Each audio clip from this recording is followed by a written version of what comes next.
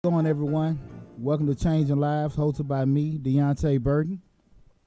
We're here this Thursday. Gonna got a real good show planned ahead for you guys. So just sit back and relax. If you haven't, make sure you like, share, and subscribe to the YouTube channel Changing Lives. Tonight's topic we'll be talking about the difference between taking risks and taking chances. So if you haven't, make sure anybody that you know that hasn't had a chance to tune into the station, tell them come on in. You'll be available also to go in the live chat and also look at us via YouTube, Instagram, Facebook, and also participate in the chat there. We'll be able to respond to you. So look forward to having that go on today. Just to give a brief introduction into my past week. Now I've been talking about me getting another spot. That thing, that seemed like that went kaput. I was really enthused to probably about Tuesday and everything, and I've been back and forth. My real estate agent been doing a super job, really back and forth, trying to get everything together. But the actual owner of the building, I don't think we're gonna be able to make that happen.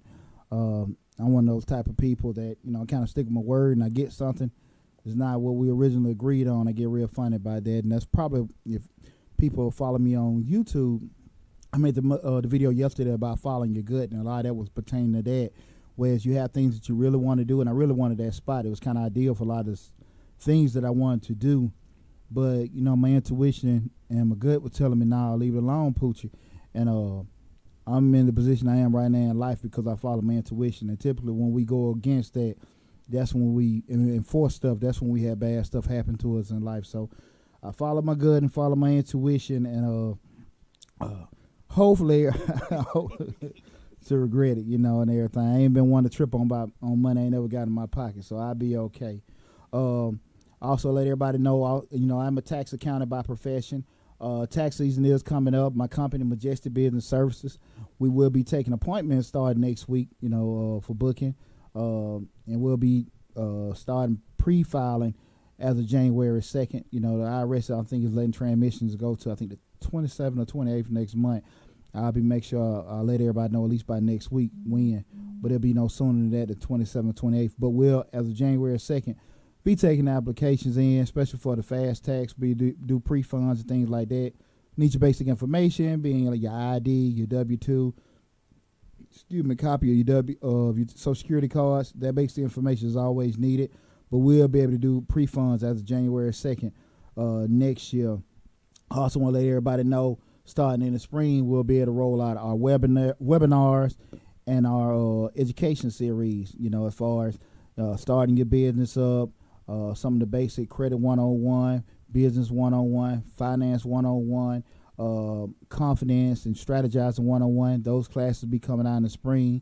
So be tuned in for that. I have some of the promos coming out, sooner in regards to that. So, make sure, again, you go to the YouTube channel, Changing Lives, and like, share, and subscribe to it, and you'll be able to see some of the products we'll be having in. But again, make sure you look to set those appointments. I have everything set up next week for you guys. You want to, need some of that early money. Can't get you no money before Christmas, but I make sure, by the 15th of January, you'll be able to party a little bit, have a little change in your pocket. Okay. Starting about with today's show, I really want to, because I hear a lot of people say different things they want to do and have different hesitations, and they say, I want to take a chance, or I'm taking a risk on something, and I don't think people really understand the difference with taking a chance and taking a risk. So I really want to use today's show to talk about that particular subject. The difference of taking a chance and taking a risk. And what I start with, kind of getting a definition of each one by one, and then we'll kind of go from there. Me and Lab will kind of discuss some things. But first, we're just looking at the issue of taking chances. And I thought about, it was an incident probably about 10 years ago. I had a client. I've been in business, it will be 18 years next month. But shit, That way, Man, how time flies. hey man, right? this thing was jet black when I first started. Right. But about 10 years ago, and I got a client called me, a gentleman called me, and he had a family member pass and he got an inheritance, and he was telling me, because we do a lot of front end consulting. Hey, listen, I want to start a business up. I got this inheritance that has came in, and we want to get a business up. What can you help us do?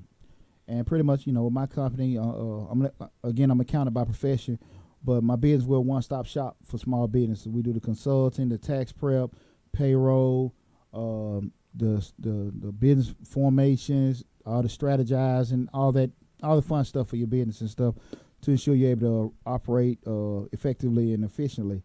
But the gentleman wanted to know pretty much how can I help him get everything together. And he was just saying, he got this money up. He said, man, I got $50,000, all the barbecues. I cook, everybody like my food. People be talking about it, so, that's just the talk of the town.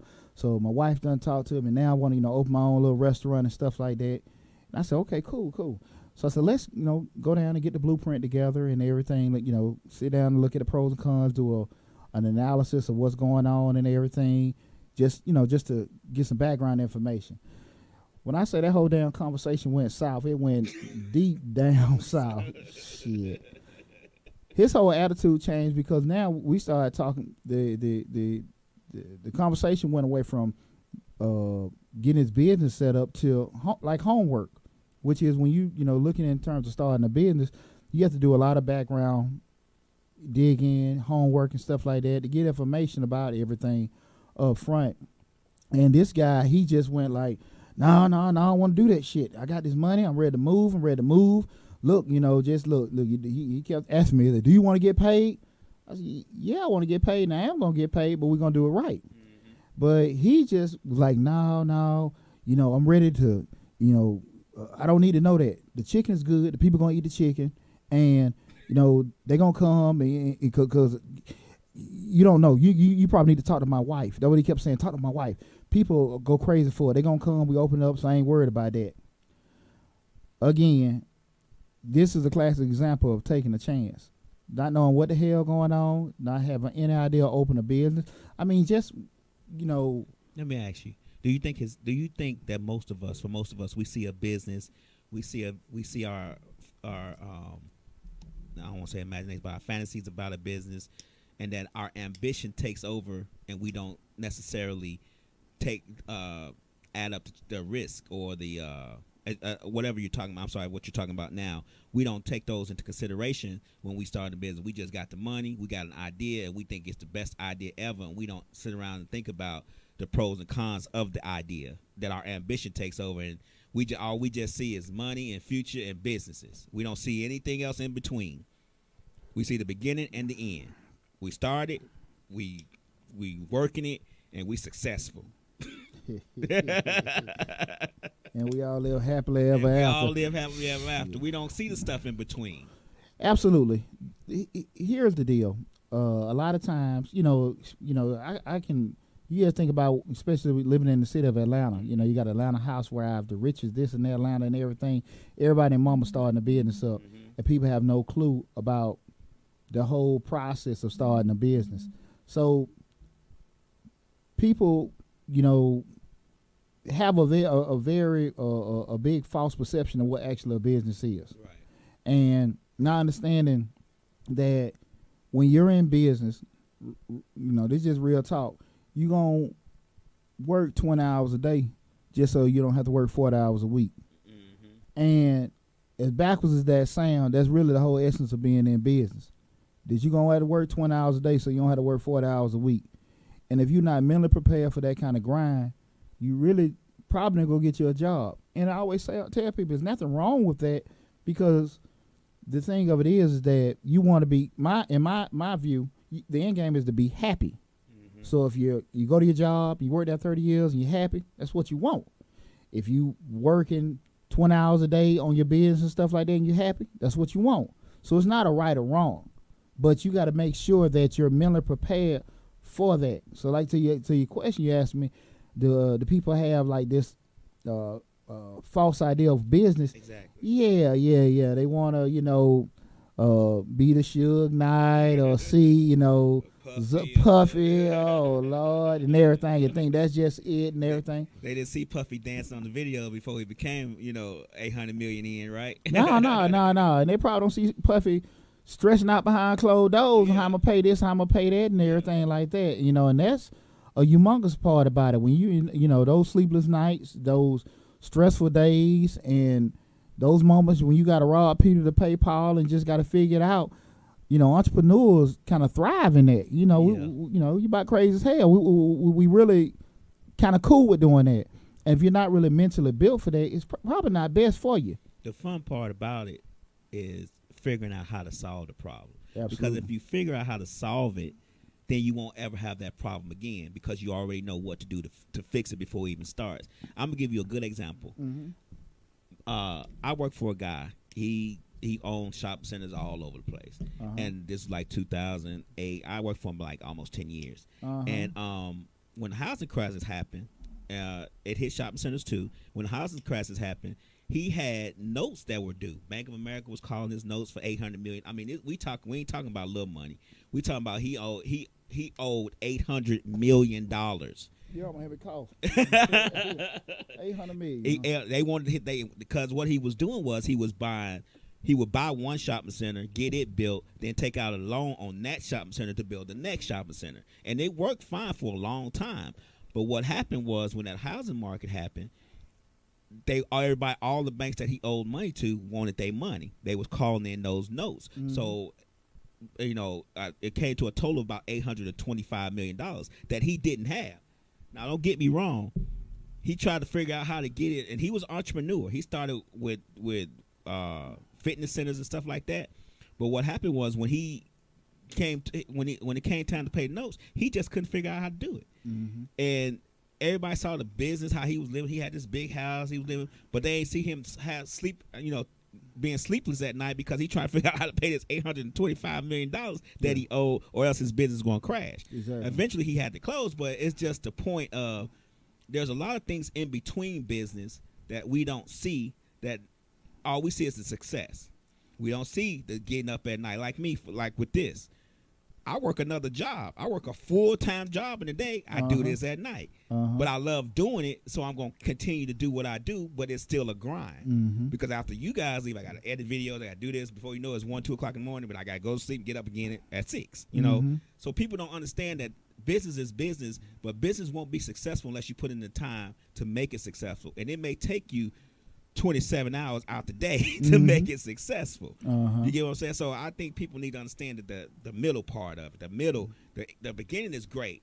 The middle is what messes us up. Yeah, absolutely. Absolutely. And even speaking of myself, I worked in corporate America for 15 years while I was building everything up and starting the businesses up and everything. And one thing about it, like you just saying, dealing with that middle part, I think that's when most people figure out what they can and can't do and what they are and what they are and aren't built for with doing it. Because I'm always going to tell people, try it.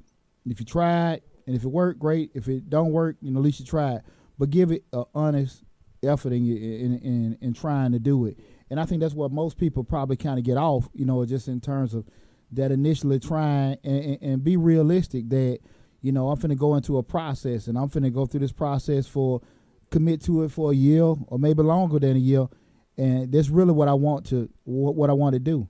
And because if it doesn't happen fast enough, that's when people get out of that, and you have to be mentally prepared for that. And that's kind of going back into what we're talking about, people taking a chance. Okay. When I'm sorry I got off topic. Oh no. No, here's the deal, because it's not that you get off topic, it's just so much that goes into that one topic and everything. But with taking a chance, is really you just going off, just assumptions with starting something. Excuse me, you have no concrete information, no rationale behind it, straight emotions. What you like, what you feel like, what you think, what you want to do and everything, and you're not looking at no other kind of planning whatsoever in terms of thinking about it. There's no thought as far as how you're going to do things in the future, except probably the good part. Just like, okay, man, if they tell me that I can sell these, I sell, I'm selling all for $5, I sell 100 of them, I make $500. Not thinking about you sell them for $5, but they cost $4.50, and they cost 50 cents to ship, and you're gonna break even. And it just don't run across their mind to do that. And that's we start talking about taking chances, and it's a lot of times people. I don't want to say it's being unrealistic, it's being crazy. A lot of times it's being selfish, because a lot of times we go out and just take blind chances and just jump off a cliff without a parachute. We're hoping things are going to happen. You ever, and it's not to beat up on nobody, but it's just being honest. You ever talk to sometimes people, maybe some religious folks, and they'll say, "Well, look, I'm just gonna pray on it." Uh-huh. And I say, "Look, okay, I get that. That's cool. You're gonna pray on it, but you need to research this information. Mm-hmm. Well, God gonna work it out. Okay, and God gave you a brain. Mm-hmm. Okay, God gave you ability to think. God gave you 2 arms and legs if you see and research it. But by them saying, I'm like, God take care of it, they've taken everything off of them. Right. They push that whole accountability thing off of them. Just a blind, reckless behavior. This is what we said, taking that chance. There's no kind of thought behind it, strictly emotion. I see it, I'm going to do it. Hey, listen, I heard about, years ago, people went crazy saying I'm selling Nona juice. This shit, we can just buy a case of this and, and you make money selling Nona juice. And then they stop selling Nona juice. What they start doing? Selling water. So we get water doing that. And what was the thing last year I seen all over the internet? Tea. You drink some tea, you lose 10 pounds. What about their rap? They rap you with this. Oh, Lord. Come on now. And so that's the thing. So now you done invest all this money into this tea and to this rap. And you sit down and look at it. You calling all your family and friends up. And you're like, okay, well, I know all these people that going to buy it. They're not interested in that. So now you done bought all this damn tea and raps. You might have came out better just going to some damn laxative. And you an entrepreneur, and that's the thing about we say taking those risks where you're looking at you've taken that extreme chance on something you blindly going into, no kind of thought about the pros and cons or whatever, or how this can affect you adversely. You sit here and I'm gonna quit my job. I'm gonna follow my dream and everything. I'm gonna just speak for myself. I was at a job 15 years. And it took me almost 2 years of planning and doing everything before I stepped out on, I stepped out on faith. But again, I had enough sense to sit here and know that, hey, I had to, prepare myself. Like I said, it took me almost 2 years to kind of get myself into the situation where, expenses are cut, this, that, and that, things were taken out, all those things, and I can live at a bare minimum. But you hear folks like, look, baby, I know I've been there 20 years, but I'm finna go on and I'm quitting. Yeah, shit. I'm taking into account the insurance, the health insurance you're going to need. Yeah. Cashing in the kids' college fund and everything. We finna invest in oil. And, everybody in the house looking at you like you crazy and stuff like that. And your family, they'll follow you because your family believe in you a lot of time. Your family love you. Mm-hmm. And 6 months into it, everything gone. And then y'all, you done lost the car. Then you lost where you stay at, and now you're sitting there on the corner trying to you all destroyed and dejected. Not because things didn't swing your way, not because the world cruel to you, not because your family and friends didn't support you, because you didn't take the time out to research it and make sure that it could be a viable option. It doesn't mean that thing wouldn't work that you tried, and that's what happened. A lot of times people try to do certain things in life, and when it doesn't work, they want to blame everybody else why it didn't work. A lot of time it comes down to what you didn't do. And that's one of the biggest things in business. You have to be super accountable. And again, I talk about that word a lot, where everything falls down on you and you're looking at covering every measure. And that's one of the things where we start talking about taking chances. And so we go through that, as far as taking the chances, we go to our other side of the other coin of it. We start talking about, taking risks. And when I start thinking about taking a risk. You still, in essence, they're still in the same family, so risk and chances are still cousins. But Chance is probably the crazy cousin, and risk is that cousin that probably everybody look at funny, when he start talking. They're not they're scared of Chance, but they're probably a little uncomfortable with risk. Kind of thinking about it in terms of things with risk.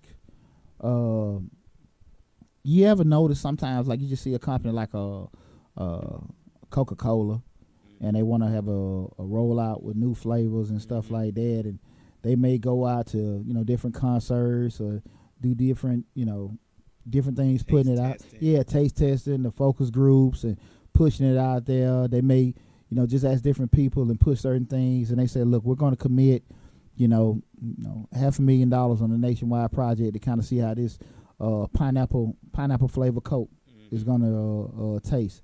We're committing this money, and if it does work, we push it out to market. We got X amount of people that's going to buy it. We got potential to make $30 million, off our buying base if they like pineapple Coca-Cola. Right. Everything's thought out. Everything's planned. They do that. They push the Coke out. They got these people, giving their feedback, doing all this other kind of stuff. And keep in mind, they could have did, some other things with that $500,000. They could have got, maybe Deonte Burden is a sponsor of Coke. But seriously, there were other things they viably could have done with that, but they're taking that risk to say, hey, listen, we're going to put this money up, but we're going to do some things to kind of see, how this will go about it. And if it works, they got potential, like I said again, maybe make $30 million. If it fails, they knew that on the front end that they could lose that $500,000, and that was the risk they were willing to take. So that's a example in terms of just taking risk, and everything. So you what you potentially can lose with it, but you're trying to sit there and look at all the ways, to hedge the risk or hedge the loss, or the things that you could do so you don't encounter the loss. And those are one of the things why I talk about example of a risk. But pretty much when you're taking a risk, you're sitting down and doing all your due diligence to gather all your information. That's the word I was looking for. Well, your due diligence. I was just about to say, don't they do the due diligence is very important. Absolutely. They're doing their due diligence. They're gathering information. Everything's methodical. They've actually probably made a plan to sit here and say, hey, we want to do this. And when you're taking a risk, you're sitting there going through all the different things. Now, again, you cannot, for the simple fact it's not a for sure thing, you cannot say, hey, this is going to happen. But when you're taking a risk, you're trying to hedge all the losses. When I say hedge, I mean more so mitigate or reduce it happening. So when you're doing that, you're doing everything possible so you don't encounter that loss. So you're doing that due diligence, doing your homework, gathering information, doing that legwork out there to make sure that, hey, look, this is what we want to do. We're going to take this time to gather this information so we don't have that loss. A person that takes risks, that's how they think. Let me do my homework on the front end. Let me try to sit here and do all the reporting I can. An individual that takes risks, they're going to seek out those trusted advisors. That's why the president has a cabinet. That's why, in major corporations have that board of trustees, or what's the other word for it? Your board members. Yeah, board. Yeah, to sit here and take advantage of all their human capital. They have a plan they want to do. You have people that on a board may have 20 years of finance experience, 20 years of marketing experience, 20 years of legal experience, so they can get those ideas and bounce them off each other and everything. You don't have groupthink or just one person just shooting off the hip saying, hey, this is what I want to do. And when shit don't go right, you're sitting there looking like, man, I didn't know. and when you're in business, I don't know can be disastrous. That's true. So that's why when we're looking at risk, you have those trusted advisors. You present what you're looking to do, give them the information, let them give you back feedback. Be willing to listen to the feedback, because again, you're gonna you got a good chance. It's both ways to get some information you didn't really want to hear. Let me ask you on the due diligence part. Do you find with your consulting and things that you do for small businesses, do you find that with small business owners, the due diligence part is the hardest part for them because they don't want to take the time out to do that part, to research exactly what they want to do and how they want to do it and how they want to start it and how they want to, where they want to come in the middle and where they want to be maybe 5 or 10 years down the line? Do you think that small businesses just don't want to do it because they're just so, maybe, I don't want to say blind to it, or maybe they're just so excited about the business aspect of it that they don't realize that there's the due diligence part you have to do. If you're gonna start a daycare, you have to know where you're gonna start a daycare if there's 7 other daycares on that same block, and if there are 7 other daycares on that same block, what rates are they charging? How many kids can they take? Do they offer food? Do they give meals? Do they change Pampers? What's the age of the kids that's within there? Do they take 1-year-olds? Or do they take babies? Is it, some daycares, is it 24 hours? It's certain things that you have to know in order for yourself to have a decent daycare on a block with 7 other daycares. You can do it, but you have to offer something that those other daycares are not offering in order for get the customers to come to you. If you have 7 daycares on the same block doing all the same thing, somebody's gonna fail out the 7, and it's usually the 7th one who's establishing themselves because the other 6 have already did what they need to do because they're already on the block. You get what I'm saying? So, I just want to know, do you think in your interactions with small businesses that they just don't want to do the due diligence part? That's a real good question, Lab. And here's the deal. I don't think initially people don't want to do the due diligence. The issue comes up is when you want to start a business, you're so enthused about what you do. You just amped up, man. I've been doing this landscaping, man. I want to cut this grass. I want to get this stuff. Hey, man, I'm an electrician. I know how to, set up these systems. Plumb, I know how to do that. And they're so amped up about what they do. And when you come to a person like me to say, hey, do you due diligence, get the homework, we start talking about the things like management, finance, marketing, structure, forecasting and all that other kind of stuff. I'm almost talking Chinese to them. They know that stuff exists, but they don't know. Now what happens is they get discouraged. They get discouraged because what happens to you now, all that confidence that you had when you wanted to start your business or do it, is going down the drain. Why? Because now you realize how much stuff you don't know. Right. And that scares you because you feel like this guru in terms of, hey, man, I can do this, and do that. But you understand, but you never thought about what you did know. Right. And 2 things going to have to happen right then and there. That person has to sit down, buckle down, and try to be informed on what they don't know, or try to find people that know what they don't know to help them and support them what they're doing. But even when you do that, you still got to have some kind of bare minimum knowledge on there because you don't want to have all these people around you giving you information and they could be lying to you. Right. So you still want to be able to know, okay, I understand what you're saying, that makes sense, instead of somebody just telling you something. Excuse me. So that's one of the things. People, I think they genuinely want to be great. They genuinely want to be great. They genuinely want to be successful, and they genuinely want to make a viable company that's going to last and be there for years to come.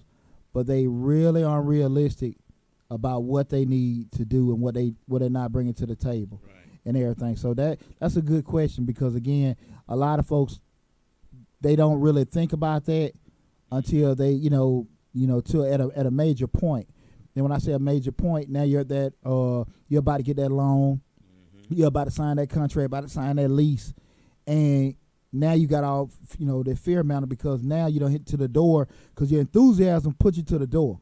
And when you want to start a business or make any kind of life change, I want to move, I want to get a divorce, I want to buy this car, career change or whatever. That once you unlock that door, you don't know what the hell is over the other side of that door.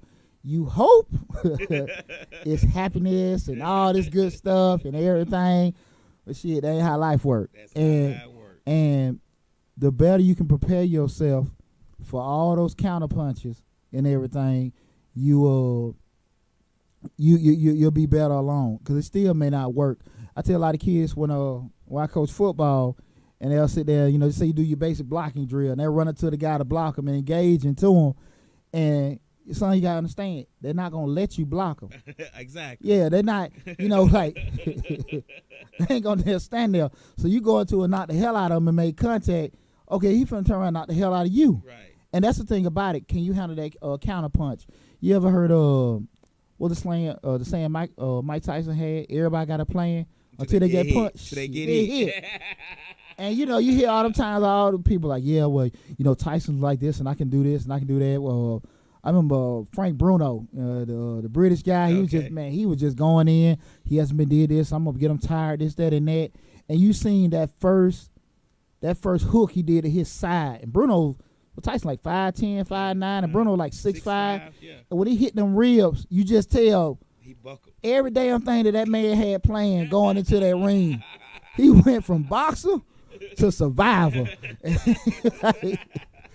Shit, he was moving around, and that's business. Well, you sit here and say to yourself, I got this plan, and or not just even business, just life. I got this plan. This is what I want to do, and you started.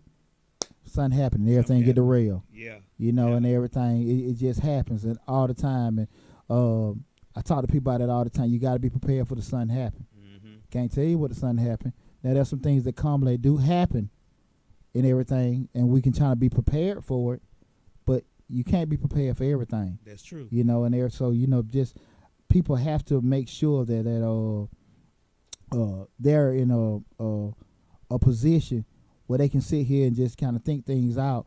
Even with risk takers, a lot of times they're very good decision makers. Going back to the video I had yesterday, looking at past things that happened to your life.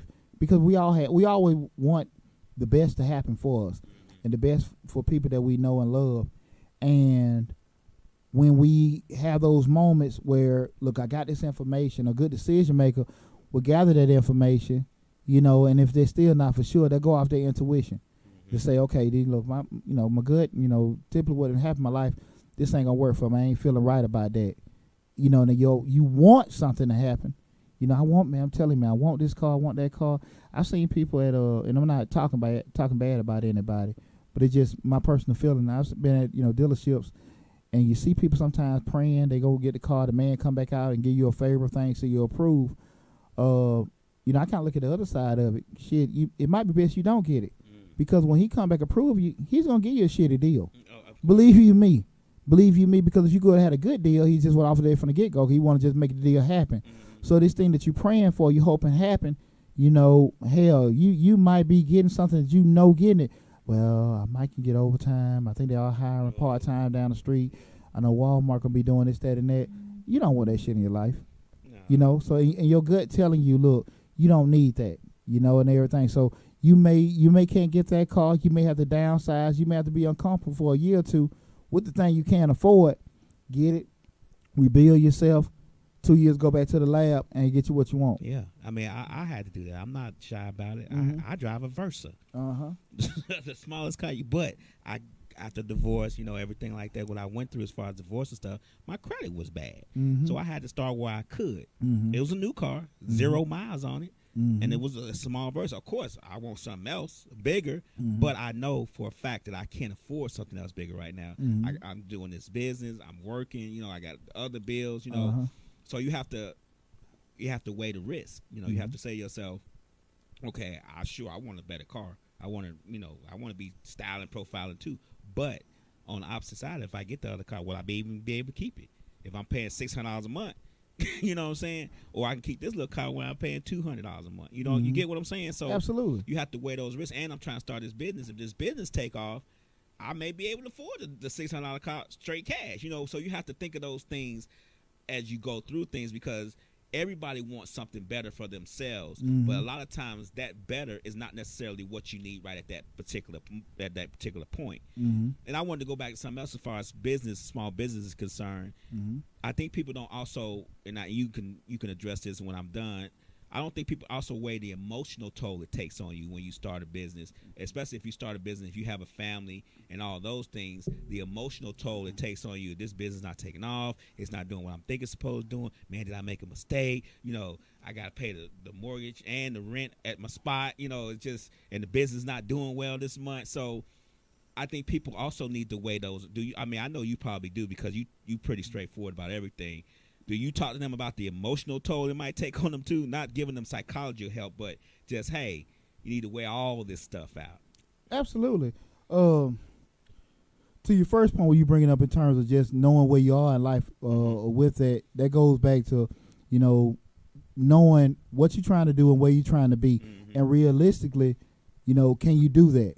And if you're not, if you can't make those simple decisions for yourself, you're going to be stuck in limbo like a lot of folks that can't get, well, I can't do this, and man, this stuff ain't happening, this, that, and that, and everything. A lot of times we cause ourselves that. Like you just said, you go through that thought process, look, let me be uncomfortable, and let me be okay with being uncomfortable for a certain period of time so I can be very comfortable later on. Yeah. And a lot of people just don't want to come to that way of thinking. Now, to go to your second question in terms of the emotional toll, I can speak just for me personally.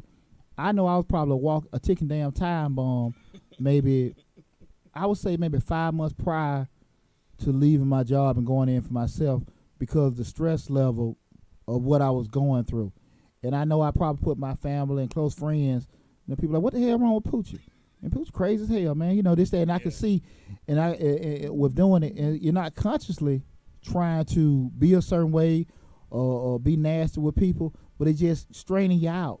And people, and to answer your question, I do talk to people a lot about that whole psychological stressful position, because I want people to be mentally prepared for that. You cannot go into business, or you can't go into any kind of life-changing, like I just said, leaving your job, moving, or whatever, starting over. You cannot go into that stuff willingly.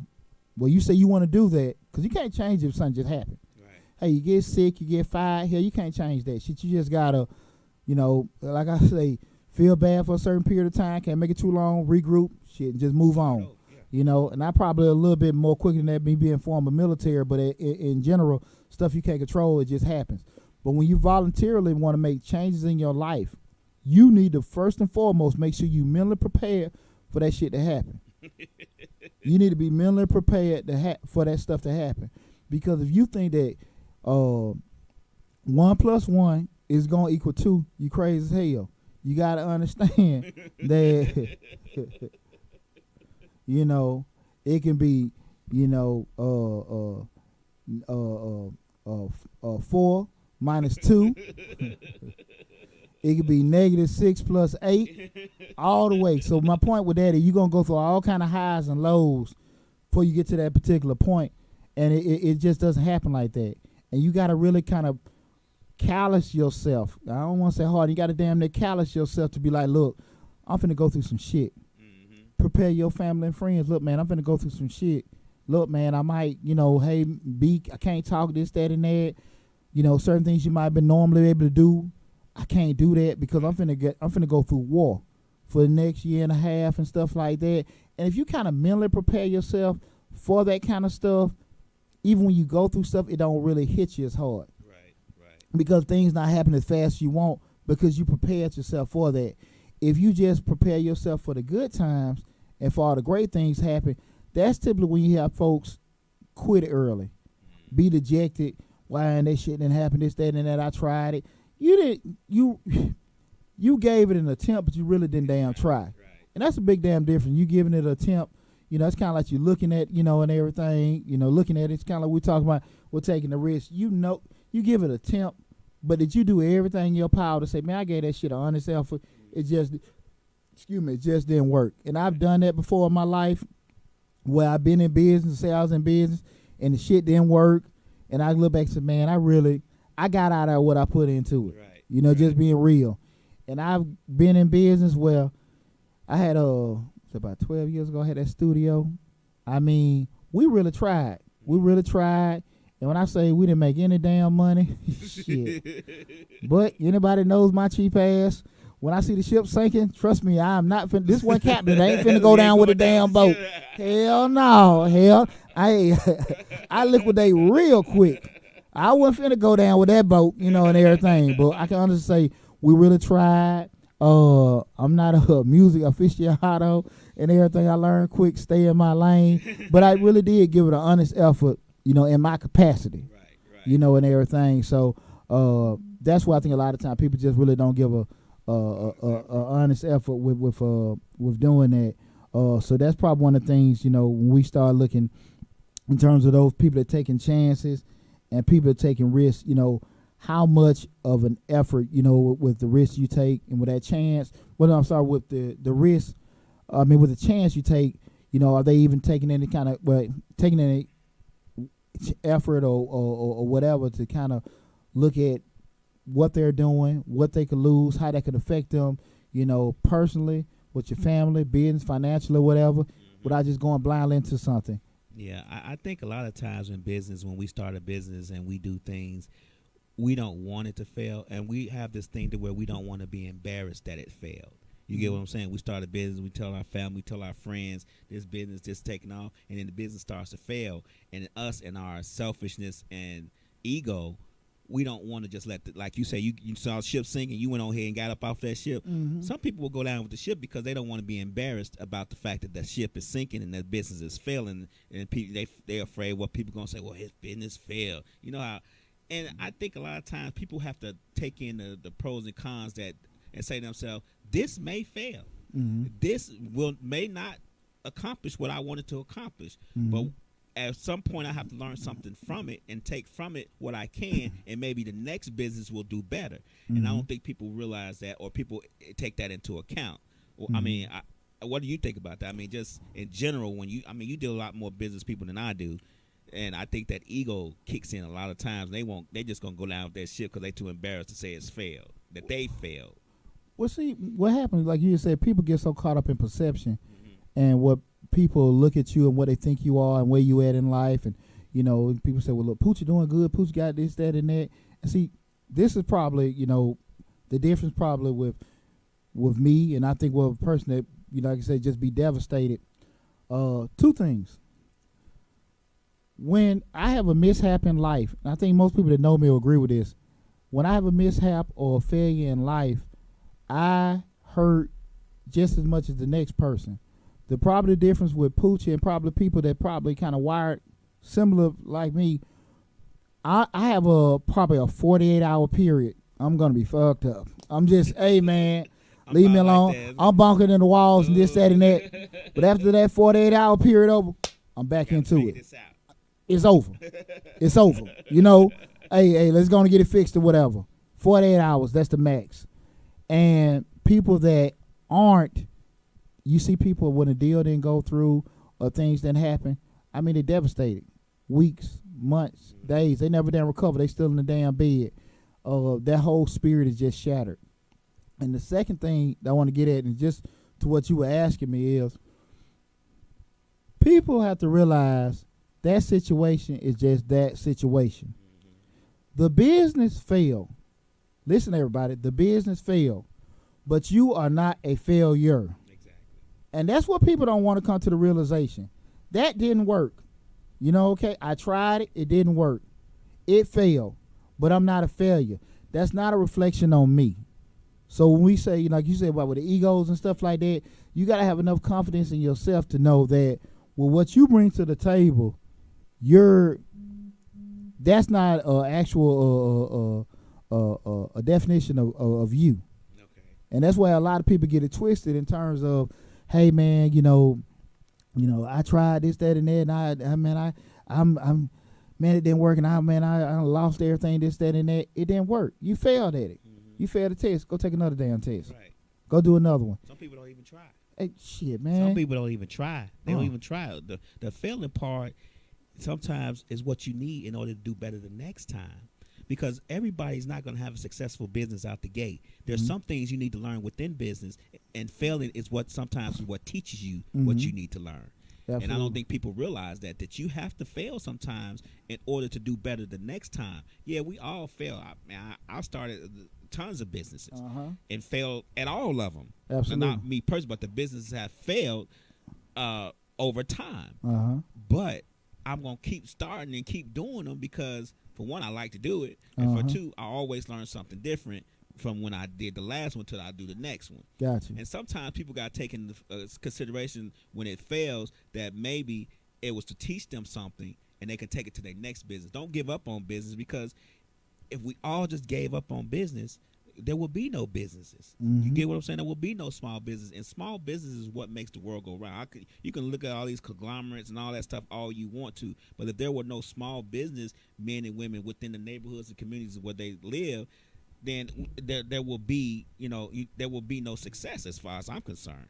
Absolutely. So I think failure is a part of business. It's a part of growth. It's a part of learning and teaching yourself what the business is about and how you can make it better the next time. Absolutely. Small business fuel America. Exactly. There's probably more people out here working for all the different hundred thousands of Mr. Childers around here than they are working for a Walmart or a Delta and stuff. And so small business fuel the country. Before I go any further, also, hey, you are tuning in to Change the Lives, hosted by me, Deonte Burden. We have a real good show today. Make sure that you go to the YouTube channel, Change the Lives.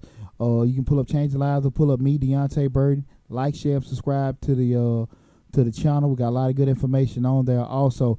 But Lab had a good point where he was just mentioning the failure, people learning from it.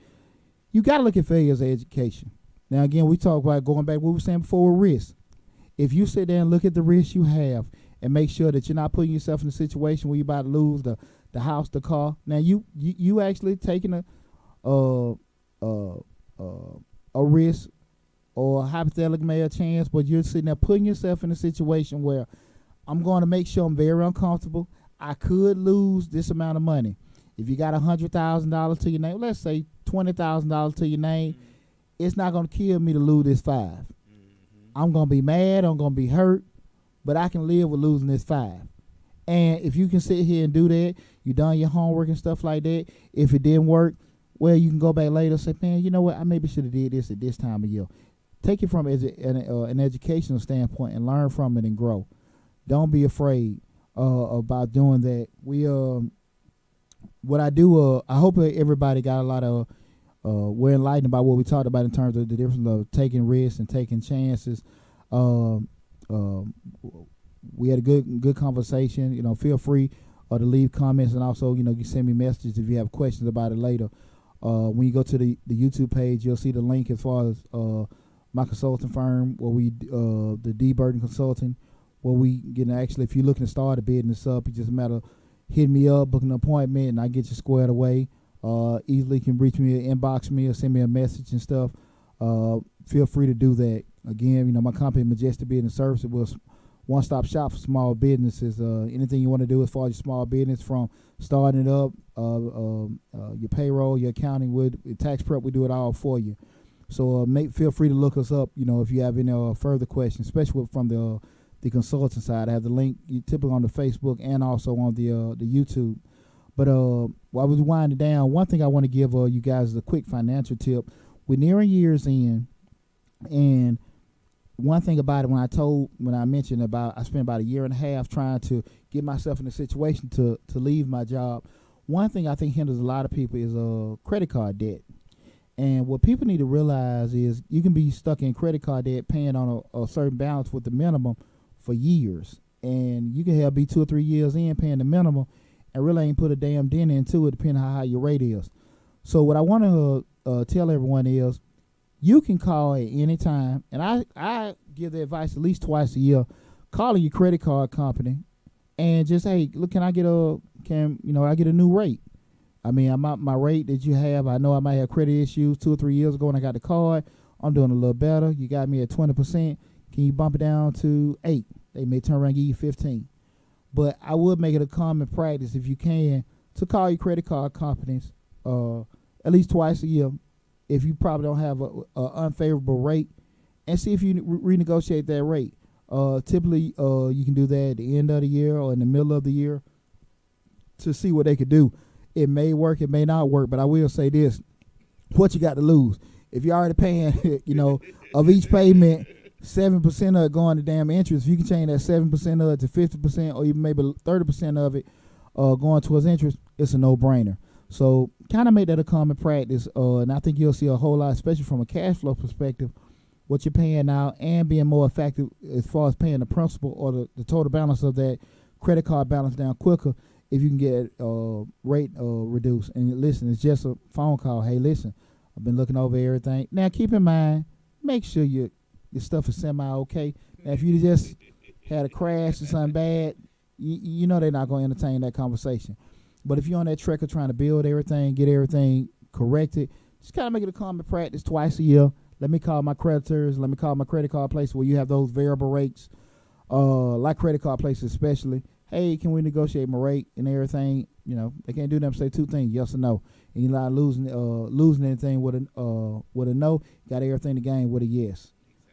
Kind of winding down with the show, and I kind of want to go into something I was thinking about the other day when I was looking at what we're talking about today. My grandfather raised me. I had teenage parents, and so typically what happened a lot of times with a lot of teenage parents, your grandparents raised me, and everybody know me. They know WC. That's my grandfather. That's probably the most influential person in my life, and I pretty much act a lot like my grandfather, and that's good and bad. It's probably some of the bad ways he had. I picked him up, and I think he had more good ways than bad, and I picked up most of his good ways. And I think I've kind of pushed my life to be a real stand-up guy, and I think that's, for the most part, a reputation I have with most people of being that kind of person. And I learned that directly from my grandfather.